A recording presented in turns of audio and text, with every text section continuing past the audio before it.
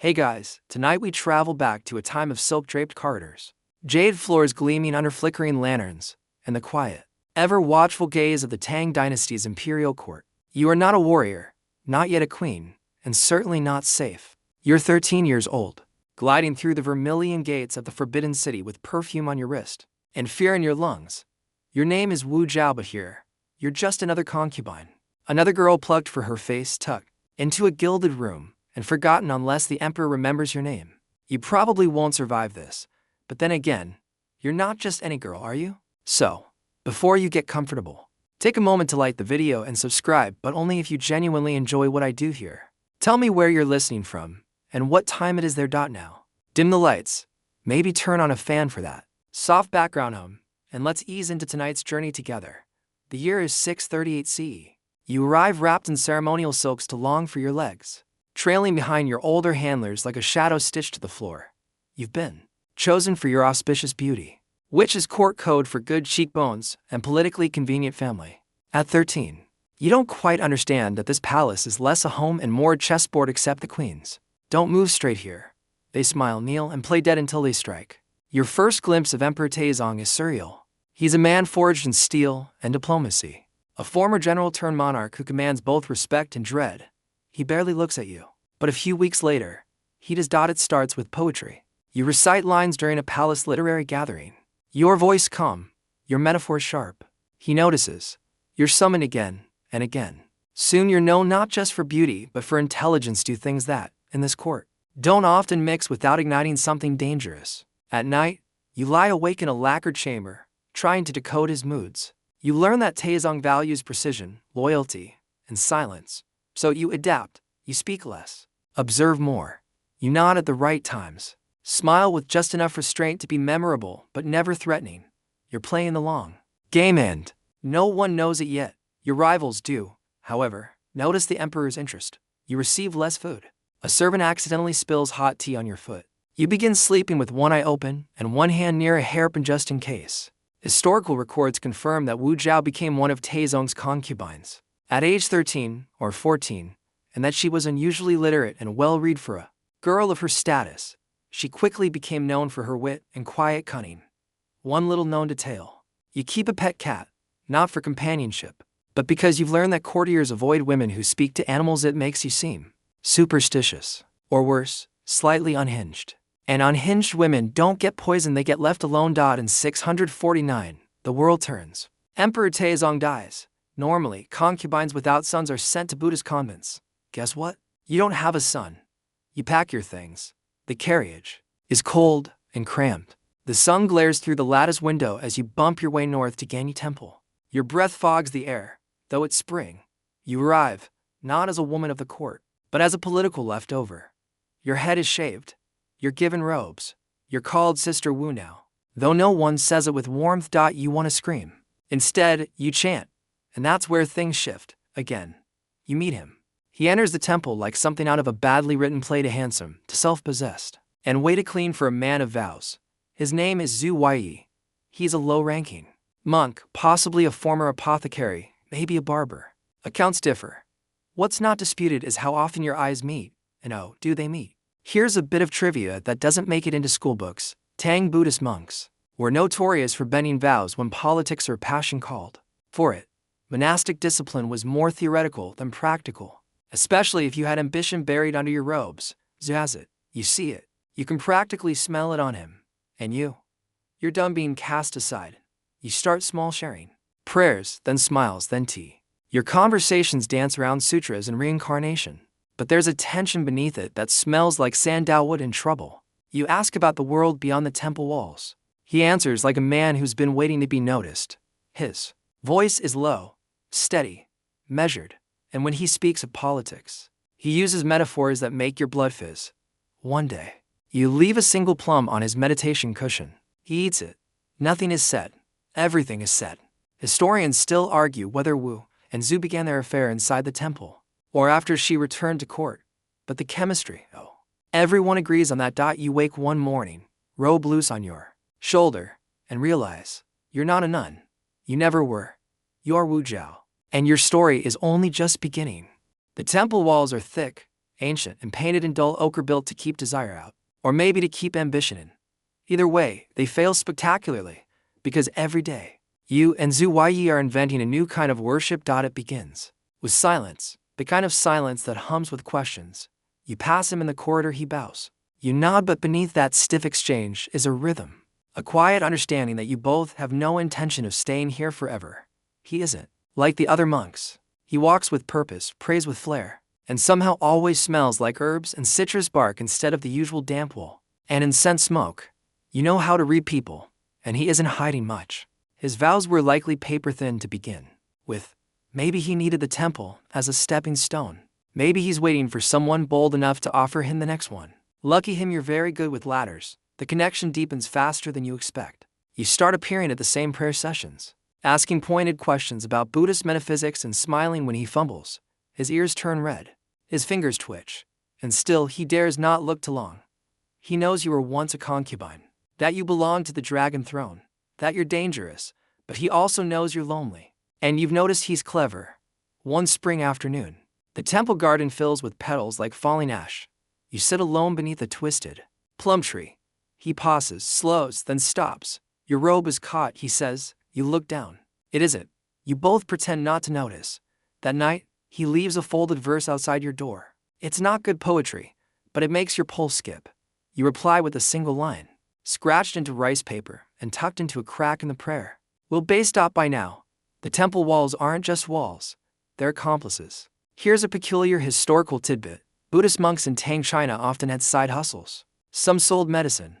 Others performed minor exorcisms for the wealthy. Zhu's pre-monastic life is murky, but one theory suggests he may have worked as a traveling healer or, in some versions, a barber. Not exactly a lofty resume, but you're not looking for pedigree.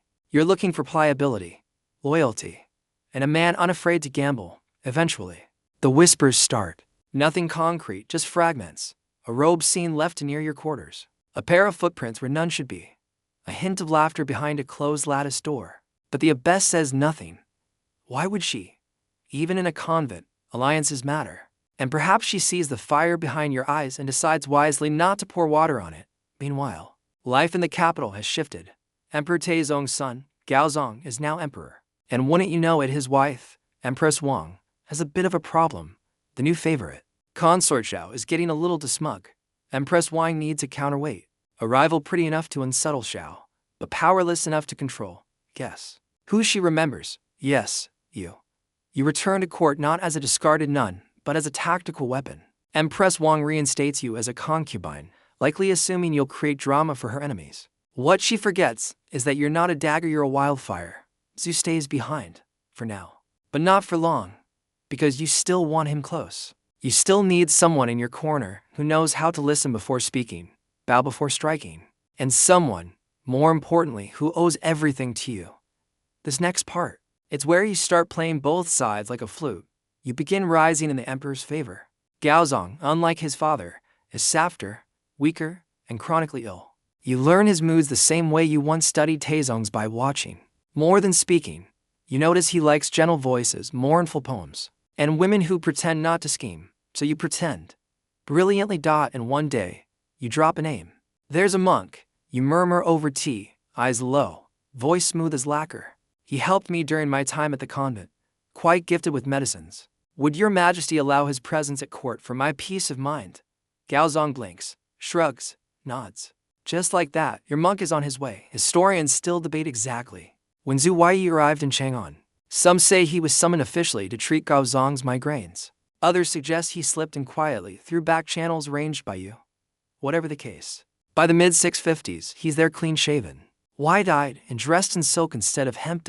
And people notice. He's different from the other monks. He speaks plainly, carries himself like a man with secrets, and shows deference to exactly one person. You doubt at first. His presence causes barely a ripple. He helps organize temple dedications. He blesses court ceremonies. Occasionally, he treats minor illnesses, but behind closed doors, he's your most trusted ear. And more than that, he's your willing blade. A fringe story says Huaiyi once planted false omens in a shrine to manipulate court astrologers. There's no hard proof, of course, but it sounds like something you cook up together on a slow afternoon, with too much incense and not enough restraint. One night, He brings you a scroll of land deeds, evidence of a noble family hoarding territory through shell estates. You read it in silence, hand him a red ribbon, and tell him where to leave it. By dawn, the scandal has reached Gaozong's ears. Guess who benefits, step by step? You're laying down planks for a bridge only you can walk across. And at the far end, something no woman has ever claimed, the throne itself. But first, you need to outmaneuver Empress Wang. Fortunately, you've studied her. Her weakness isn't pride or vanity. It's hesitation. She's afraid to cut to deep you. On the other hand, know that power is won not by caution but by audacity. And you have plenty of that. Soon, whispers grow louder. Wu Zhao and her monk are plotting. Wu Zhao has eyes everywhere. Wu Zhao has begun praying to a foreign goddess. No one knows what's true, but everyone knows one thing. You are no longer just a concubine. You're the storm gathering over the palace, and your monk, he's holding the umbrella. So now you've got him, your monk, dressed in silk, walking palace halls he once could only dream about, bowing to no one but you. You've rewired his life, elevated him from prayer mats to ministerial scrolls, and still he returns to your side like a loyal shadow. But this isn't just romance. This is strategy disguised as seduction. The Tang court is a web of jealous wives, scheming ministers, and eunuchs who remember everything. If you're going to rise above them, you need someone inside your web who spins it with you. And Huaiyi is already weaving faster than you are. The transformation is nearly scandalous. 1 month he's attending temple offerings, the next, he's overseeing imperial construction projects. He builds temples in your honor, paints murals depicting your divine lineage, and commissions colossal Buddhist statues that just happen to resemble you. Subtle, not at all effective. Absolutely. You start feeding him bits of court gossip: who's in debt, who insulted whom, who praised too loudly. He passes along messages you wouldn't dare deliver yourself. A warning here, a veiled threat there. People start listening when he speaks, and that's your cue to speak less, because power, when wielded right, makes noise without your voice. But not everyone's thrilled. The other concubines call him the sheared snake, a monk with no vows and too many opinions. Ministers frown when he's invited to meetings that should only involve nobility.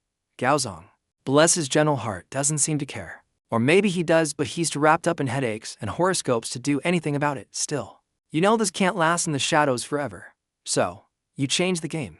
You start staging spectacles. One spring, you arrange for Zhu to lead a massive Buddhist procession through the capital. Over 10,000 monks walk behind him in chanting rhythm, bearing golden banners embroidered with your name in Sanskrit. His robe gleams in the sun, embroidered with dragons and lotuses, a blasphemous mix of royal symbolism and sacred iconography. People gasp, some cheer, others whisper, horrified. Historians still argue whether you orchestrated the whole thing or merely approved it afterward. Either way, the spectacle works. Overnight, Huaiyi becomes more than your lover. He's your spiritual proxy, your mouthpiece, your mythmaker. Tang China is deeply religious, but its beliefs are fluid: Confucianism in the throne room, Taoism in the bathhouse, Buddhism at funerals. You exploit that beautifully. You let Zhu float rumors that you're the reincarnation of Maitreya, the future Buddha. You make subtle donations to temples that spread your legend. When you appear at ceremonies, you wear veils embroidered with stars and chrysanthemums, signs of divine favor. And people start to believe. Not all of them, but enough. Here's a quirky detail you love. Zhu reportedly developed a bizarre habit of painting your likeness on religious murals across the empire, sometimes even replacing traditional bodhisattvas with your features. It was the medieval Chinese version of fan art and state propaganda. As his reputation grows, so does your danger. Senior officials start warning the emperor. This monk is too close. They whisper, Your Majesty, her influence is improper. Gaozong hesitates. He likes you. He's terrified of you. He's also increasingly dependent on you, because by now, your administrative sense has surpassed that of most of his court. One evening, during a peach blossom viewing, a chancellor dares to ask, Does Her Majesty truly trust this former barber? You smile and say, Of course not. That's why he's loyal. They don't know whether to laugh or run. You don't blame them. By now, you've begun writing edicts on Gaozong's behalf. He suffers migraines so debilitating he can barely sit through council. Convenient, isn't it? You step in to assist, and everyone in the room knows what that means. Gaozong signs what you write. He seals what you propose. And when something unpleasant needs doing, say, removing a problematic governor, you whisper it to your monk, and he makes it happen. Fringe accounts even claim Zhu oversaw a covert network of informants, mostly drawn from Buddhist circles, feeding you dirt on powerful clans. Again, no proof. But it's just plausible enough to feel true. Still, this palace isn't made for code-rule. At night, lying beside your emperor who now spends more time sighing than speaking, you can feel the walls close in. People are watching, plotting, and Zhu, for all his loyalty, is getting bold. He starts taking liberties. He expands temples without asking, orders statues without approval. Once, he slaps a court official who blocks his path, and when the man complains, Gaozong merely sighs. You take Zhu aside. You're not the emperor, you whisper. He bows low. But his eyes don't, they flicker. Just for a moment, a tiny spark of something you don't like, entitlement. And that's when you know. The very tools you build kingdoms with can become blades at your throat. But you're not ready to throw him away. Not yet. He's still useful, still beloved by parts of the religious elite, still willing to do things you'd rather not dirty your hands with. So you redirect him. You assign him to build the Great Cloud Temple, a vast spiritual complex meant to enshrine your divine status. It keeps him busy, visible, and far enough from your private rooms. And when people question the temple's obscene cost, you simply raise one eyebrow and say, the gods are worth it. Funny how quiet they get after that. Meanwhile, inside the court, the chessboard keeps shifting. Gaozong grows weaker. Empress Wang is long gone thanks in part to a whisper campaign Zhu may or may not have ignited. You now hold the title of Empress, not just consort, Empress Regnant. Your monk bows when you pass. Your enemies flinch. And your legend, embroidered in golden thread across temple walls, grows larger than either of you ever imagined. But behind that golden myth, the thread is fraying, because while Zhu still kneels before you, you can sense the edge creeping into his voice, the restlessness, the danger of a man who thinks he helped make a goddess, and wonders if he's owed something divine in return. You know that moment when the tea goes cold, but you keep sipping anyway, just out of habit. That's what Huaiyi is starting to feel like. He's still bowing, still building, still murmuring your majesty like it's the holiest phrase he's ever spoken, but something's changed. The air between you is thicker now. Less sandalwood and devotion, more iron and calculation. You see it in his posture, no longer deferential, just poised, and in his eyes still warm, but now lit with flickers of possession. And that's a problem, because by this point, you're Empress Regnant, the only woman in Chinese history to ever claim that title, not just in name, but in function. You're signing decrees, leading ceremonies, handling military appointments. The emperor, Gaozong, is barely a formality now. You, Wu Zhao, are the state, and your monk. He's still useful, but usefulness has an expiration date. Zhu's influence is enormous, too enormous. His name is whispered in the same breath as yours in Buddhist temples. Officials joke only half-jokingly that if you're the bodhisattva, he's your thunderbolt. He has bodyguards, land, even a private residence in the capital's wealthiest district. He walks through court like a man who belongs. And that sets teeth on edge. So you start adjusting the board again. First, you promote him publicly. He becomes chief overseer of monastic affairs, an official with sweeping powers over temple lands and tax exemptions. On paper, it's a favor. In practice, it isolates him. Now, every corrupt monk, every shady land deal, every scandal sticks to his robe, not yours. And you begin surrounding him with enemies. Quiet ones, jealous abbots, conservative ministers, eunuchs who know how to leak. You're not pulling away entirely, just enough to let the shadows nibble at his heels. Zhu doesn't notice at first. He's too busy expanding his new temple complex. He commissions murals of Avalokitagara with your face again, orders incense from foreign traders, precious wood from the southern provinces, lavish, grand, and practical, and very, very visible. Some scholars argue this was the point where his head started swelling faster than his temples, that he began believing in the divinity you let him paint onto walls, that he forgot fatally that you never share the spotlight. The first real sign comes during an imperial ceremony. You're seated on the dragon throne, Gaozong pale and listless beside you. Ministers kneel, dancers spin, incense curls toward the ceiling, and then Zhu steps forward uninvited and announces that the Buddha has spoken through him, that a new sutra should be adopted, that the Empress should be publicly declared the living embodiment of divine compassion. Now, don't get me wrong, that's good press. But not when he says it without asking. You don't flinch, not even a twitch. But the silence that follows his proclamation? That's the sound of 100 officials realizing he's overreached. Gaozong just coughs and says nothing. Later that night, you call Zhu to your private chamber. He kneels. You don't speak for me. You say softly, I only repeat what the heavens reveal. He replies. And that's when you know. He believes it. He actually believes he's more than your messenger, more than your instrument. He believes you were made together, equal halves of a cosmic plan. You dismiss him with a wave. He doesn't move until you look away. A fringe rumor never. Confirmed claims that Zhu once tried to curse a rival official, using a Buddhist reliquary stuffed with snakeskin and bone ash. Totally unverified. But would you really be surprised? You begin watching him more closely now. You see his temper fray. One day, he slaps a eunuch. Another time, he screams at a governor during a temple audit. The man who once whispered in your shadow now walks like a roaring lion, and it's not majestic, it's pathetic. And still, part of you hesitates. He helped you rise. He protected you when you were powerless. He held your secrets, your body, your ambitions, and never once faltered until now. But the thing about power, it's hungry. It needs room to grow. And Zhu, he's not making space. He's trying to claim it. So you do what you must. You begin drafting the exit. It's not dramatic. You don't accuse him of treason. You don't exile him to the provinces. That would be too obvious and merciful. No.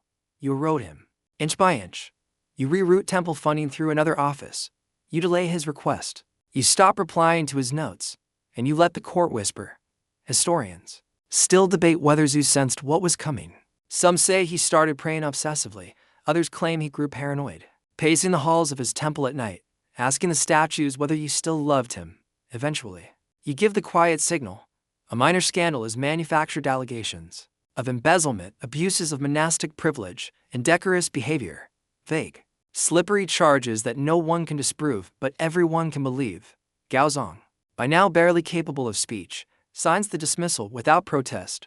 Huaiyi is stripped of his titles, his temple access revoked, his guards removed. One morning, he's found dead under mysterious circumstances, supposedly trampled by a mob during a temple riot. You don't flinch when you hear the news. You sip your tea. You look out over the palace garden. The cherry blossoms are late that year. Fringe accounts claim he was assassinated on your orders, that you had him strangled and the riot staged. No one can prove it, but no one really doubts it. Either. The only thing missing from the official records, grief. You don't mourn him.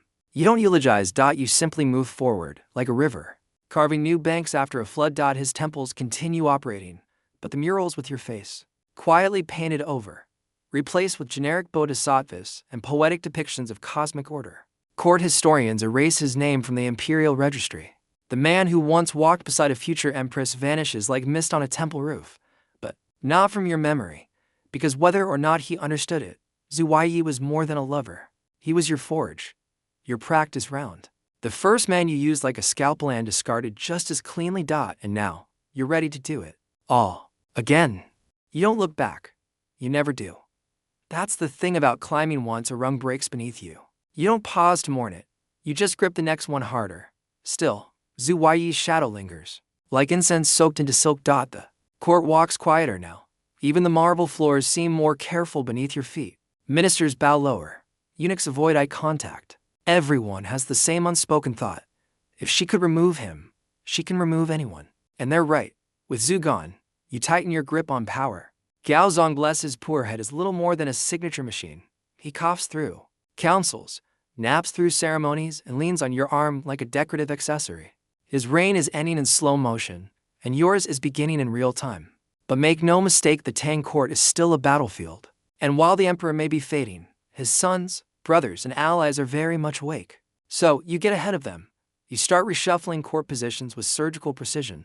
Loyal governors are promoted, dissenters are relocated, or, in one poetic case, invited to study Buddhist scripture in a remote cave for the rest of his natural life. You surround yourself with brilliant minds, sharp tongues, and just enough ambition to keep them motivated but not enough to challenge. You dot, and yet, there's still a whisper in the corridors, a stain that refuses to lift his name. Huaiyi, not loud, not often, but always with a smirk, as if your legitimacy is still tied to that monk you once loved, as if your power came not from your mind, but from his bed. You need to end that narrative, forever. So you change it. You turn your enemy's gossip into your own myth. The Buddhist temples that once carried his murals, now, they host sermons about karmic justice, about false prophets, about how even holy men can fall when they forget humility. The subtext isn't subtext at all. It's public penance, woven into the spiritual rhythm of the empire. Meanwhile, you launch a series of grand temple dedications not in his name, but in yours. Temples to the Divine Mother, the manifested compassion, the sacred phoenix. You preside over the rituals in pearl-stitched robes, your brows dusted with gold powder, your hands folded just so. You don't just look like a ruler. You look like a deity. The people eat it up. In an age where empresses were meant to be modest background figures, you're rewriting the entire template. You don't stand behind the dragon throne. You are the dragon. Your speeches echo across marble colonnades. Your policies stabilize famine zones. You introduce exams that recruit based on merit instead of aristocratic birth and actual innovation. A real reform, historians agree. You were ruthless, yes, but effective, undeniably.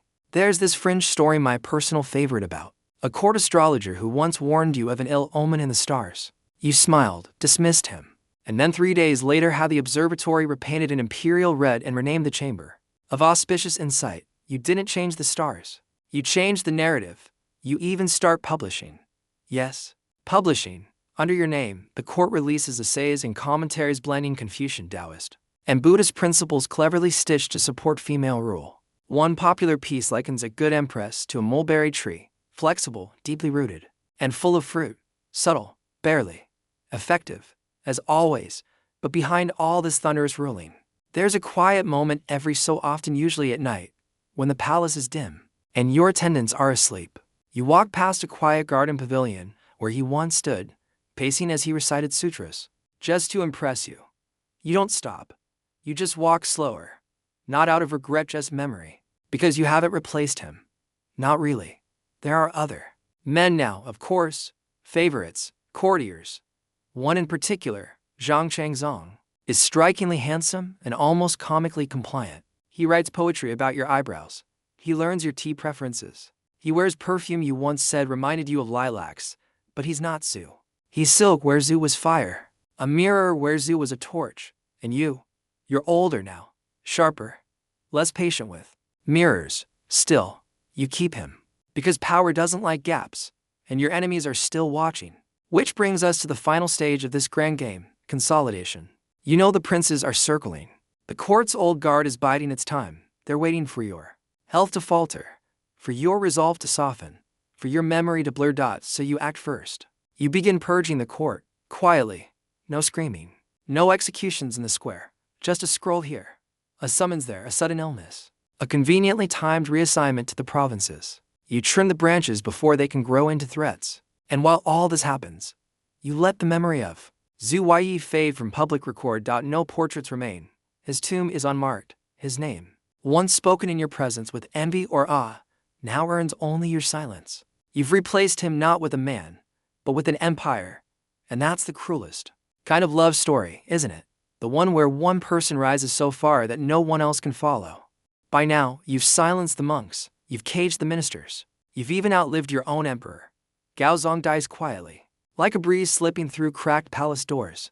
And when he does, there's no moment of panic, no chaos, just a smooth, practiced handoff, because the truth is, you've already been ruling for years. His death only makes it official. And you step into that void like you were born for it. The title they give you now isn't Empress or Dowager. It's Huaiyi Emperor, not Empress Consort, now Regent, Emperor. First and only woman in all of Chinese history to take the dragon throne entirely in her own name. And the first thing you do, reorganize everything. You establish the Zhou Dynasty, a break from the Tang line, a dynasty of your own, a clean slate, a new calendar, new edicts, new banners unfurled from the capital towers bearing your chosen symbol, the phoenix feminine, regal, and reborn in fire. Officials bow, nobles grumble, scholars write furiously, unsure whether to flatter you or brace for exile. But you're not interested in approval. You're interested in order. You purge the court again, subtly. This time, it's all in the margins family. Alliances realigned, documents reworded, laws reshaped. You fill offices with loyalists, many of them from lower-class backgrounds, men who, like Huaiyi once was, had nothing until you gave them something. It's a pattern now. You don't rule through family. You rule through debt. You even create the secret police, a network of agents loyal only to you, watching the watchers, slipping through shadows with scrolls and wax-sealed orders. Anyone who dreams of opposing you thinks twice, then thinks a third time, then stops thinking altogether. And the religious landscape, you practically reinvent it. Temples that once doubted you now sing your praises. Sutras are rewritten, a new doctrine emerges, blending Buddhist prophecy with your own. Celestial myth.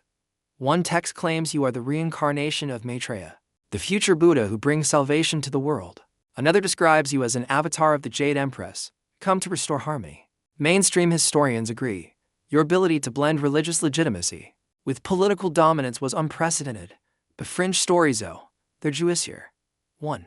Obscure rumor claims that at the height of your reign, a priest presented you with a divine relic said to be a piece of the Buddha's bone, except it shimmered like glass and smelled faintly of lotus. You examined it under moonlight, nodded solemnly, and declared, "Even the heavens now understand who rules beneath them." Then ordered a monument built where it was found. Another whisper, that you once made a famous general kneel for 3 hours not because he disobeyed you, but because he forgot to bow to your new statue on the temple gate. You don't confirm the story. You don't deny it either. Your personal image becomes a living brand. Painters craft you with high, arched brows, robes like waterfalls of gold, and a half-smile that somehow promises both mercy and total annihilation. You commission poetry, music, even perfumes named after your favorite garden flowers. And yet, amid all the power, the fanfare, the orchestrated perfection, there are moments of stillness. Nights when the wind rustles the palace silk, and you find yourself walking the old halls, past corridors you once tiptoed down as a forgotten teenage concubine. And just once you pause beside a column etched with prayers from the temple Zhu once helped build. The characters are faded now, the gold leaf peeled, but your fingers still remember the curve of the brushstroke. You don't speak his name, not aloud, not ever. Because here's the thing about emperors, they don't mourn, they don't confess, they revise. You've revised your entire life into legend, cut out the bruises, the betrayals, even the passion. And you've buried Huaiyi so deeply beneath palatial marble and sanctioned memory that no one dares dig. But every so often, a minister mutters something, a stray rumor stirs, a scroll resurfaced from a forgotten temple archive. Wu Zetian and the monk who rose to far. And then quietly, swiftly you issue a new decree. Perhaps it's a budget cut to monastic lands. Perhaps a poetic edict reminding citizens that loyalty is a candle, and too much flame consumes the wick. And the story quiets again. Because you're still watching, still ruling, still reigning in a court full of lions with nothing but a glance. One imperial official once said, "To meet the empress is to feel sunlight and frost at the same time." You like that? It's better than any temple mural. And besides, you have no need for flattery. You have temples, statues, scrolls, silence. But in the rare moments that you look at the past not as a ruler, but as Wu Zhao, you remember the monk. Not for the love, not for the fire, but for the lesson he taught you that control is only real when it's quiet. That power, when most complete, leaves no trace of how it was made. And you've mastered both. There comes a point when you no longer walk the halls of the palace, you float through them. Servants part like water. Ministers press their foreheads lower with each passing year. Your name is no longer spoken in casual conversation. It is bowed, too, embroidered, etched in jade. You're not just Wu Zhao anymore. Your emperor Shangshan the divine and sagely, the woman who outlived dynasties, husbands, lovers, and every single person who ever doubted she belonged on the throne. You've built a world in your image, statues, temples, civil exams, and even the rituals of state, all bent gently toward your story. Young scholars recite your edicts as if they were sutras. Farmers bless their plows in your name.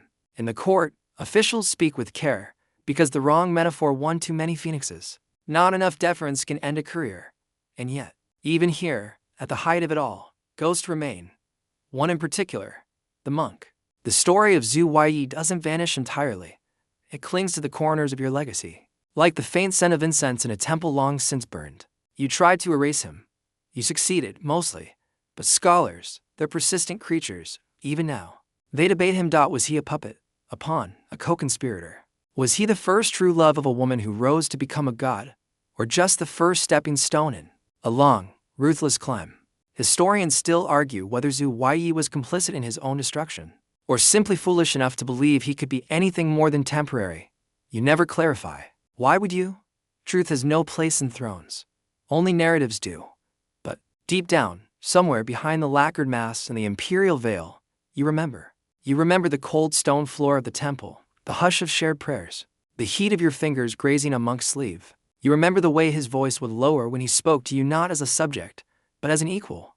And you remember the day you realized you no longer needed him. That's the part that stings. Sometimes, not the loss, but the clarity. Now your sons are grown. The court is full of men who owe their lives to your appointments, your favors, your mercy. But mercy has limits, and you've reached yours. Whispers begin to rise again, carried on the breath of courtiers who've waited decades for your decline. You're in your 60s now, still sharp, still regal, but time, like politics, is always hungry. You see the glances. You hear the coded poems. Your own sons debate your succession like you're not sitting 2 rooms away. So you do what you always do. You strike first. You remove 2 sons from succession, quietly. One for plotting, the other for being too loud. About not plotting, you install your chosen heir. Then issue a dazzling array of reforms, just enough to remind everyone that, even as the years pile on, your grip hasn't weakened. But the truth, you're tired. You've been holding the world up for half a century. And even dragons, it turns out, get sore wings. One winter evening, wrapped in fur and silence, you stand before your favorite garden, now mostly bare branches and frost stand. Remember the young girl who once entered the palace and soaked to long for her legs. She had no allies, no future. Only fire. And now, she rules history. You turn back inside. Your attendants trail you with soft footsteps. One of them dares ask if you like the scrolls for evening reading. You say no. You're done reading. Let them write you now. You retreat to your quarters. The doors close behind you like the last page of a novel. And now, with the moonlight stretching long over ancient courtyards and the wind sighing through paper windows, your journey is nearly done. You've walked a path lined with silken thorns, through whispered prayers and poisoned teacups, through the flickering gaze of emperors and the desperate devotion of a monk who once thought he could follow you into eternity, but you've left all of them behind. Your fingers rest where a crown once sat. Your breath is steady. The garden is quiet now, the temple bells long silent. There are no more letters, no more plots, just the steady rhythm of your heart, beating in a palace that still remembers your name. You are legend now, not a woman, not even an empress, but something carved from memory and myth. A story told in amber light and incense smoke. They will study you, praise you, question you. They will argue over your motives, your lovers, your legacy, but they will never forget you. And neither will we. So, as you drift to sleep, remember, even the most powerful among us began in shadows, with a single step, a single glance, a single moment when you decide, I will not be forgotten. Now, close your eyes. Let the silk rustle one last time. Let the walls of the palace fade into mist. You're safe, you're still, you're home. Good night, Wu Zhao. Good night, Empress.